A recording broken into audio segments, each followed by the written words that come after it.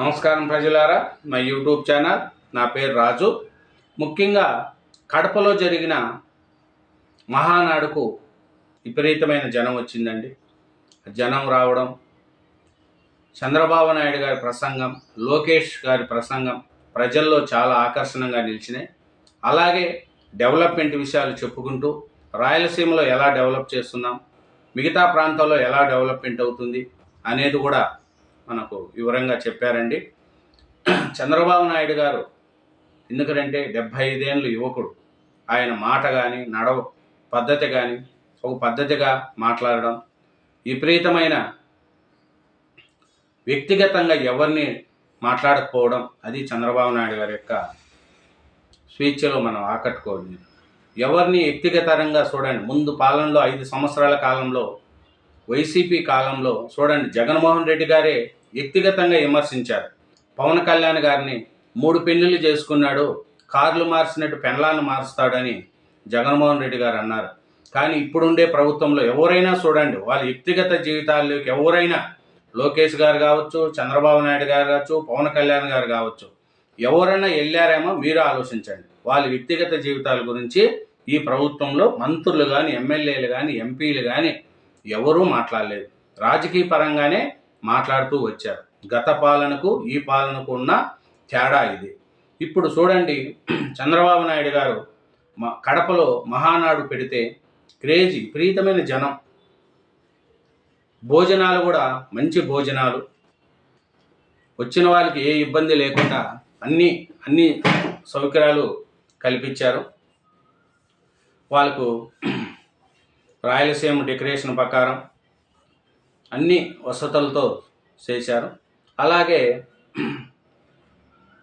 ప్రజల కోసం కూడా చాలా చేశారు. ఆయన చేస్తే ఒకేసారి ఎక్కడం, మళ్ళీ పడడం, మళ్ళీ ఎక్కడం, మళ్ళీ పడడం, ఇలా అయితే అభివృద్ధి సాధ్యం కాదు. 2019లో ఓడిపోవడం వల్ల ఎన్నో పనులు ఆగిపోయాయి. మళ్ళీ ఆ పరిస్థితి రావద్దు.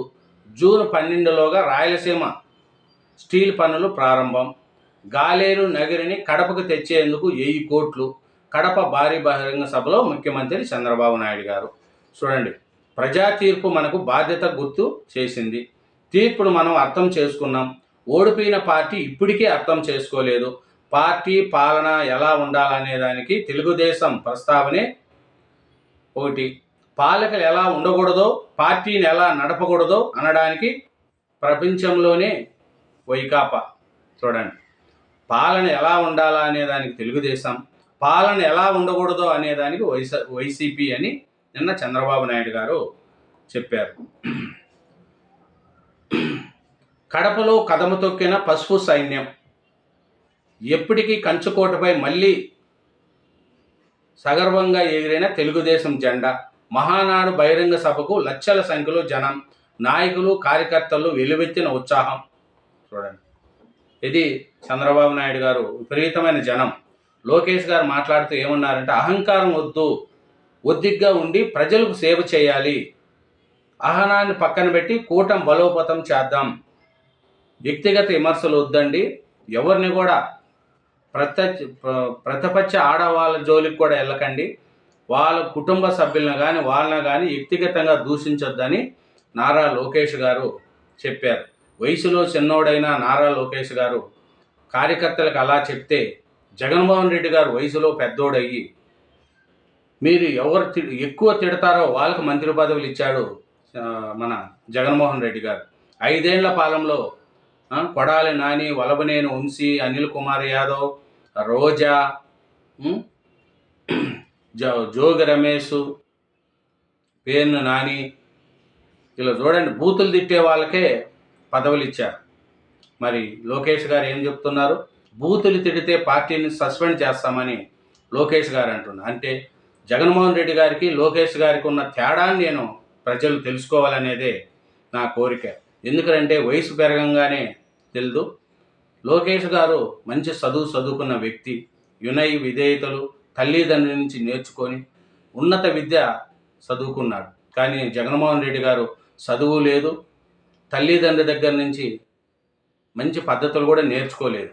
రాజశేఖర్ రెడ్డి గారు మంచి గొప్ప నాయకుడు, మంచి పరిపాలన చేస్తాడు. అలాంటి రాజశేఖర రెడ్డి గారి పద్ధతులు నేర్చుకోలేదు. ఈయన తన సొంత పద్ధతులతోనే 5 ఏళ్ళు పరిపాలించి రాష్ట్రానికి రాజధాని అంటూ లేకుండా చేసి అనాథం చేసేసి, ఆంధ్రప్రదేశ్ అంటే అనాథ దిక్కులేంది అనేసి 5 ఏళ్ళు ఇచ్చలవిడి చేసేసి వెళ్ళిపోయాడు. ఇది జగన్మోహన్ రెడ్డి గారికి, చంద్రబాబు నాయుడు గారికి, లోకేష్ గారికి, పవన్ కళ్యాణ్ గారికి ఉన్న తేడా. కాబట్టి ఆంధ్రప్రదేశ్ ప్రజలు ఇప్పుడైనా ఇంకైనా చంద్రబాబు నాయుడు గారిని ప్రోత్సహిద్దాం.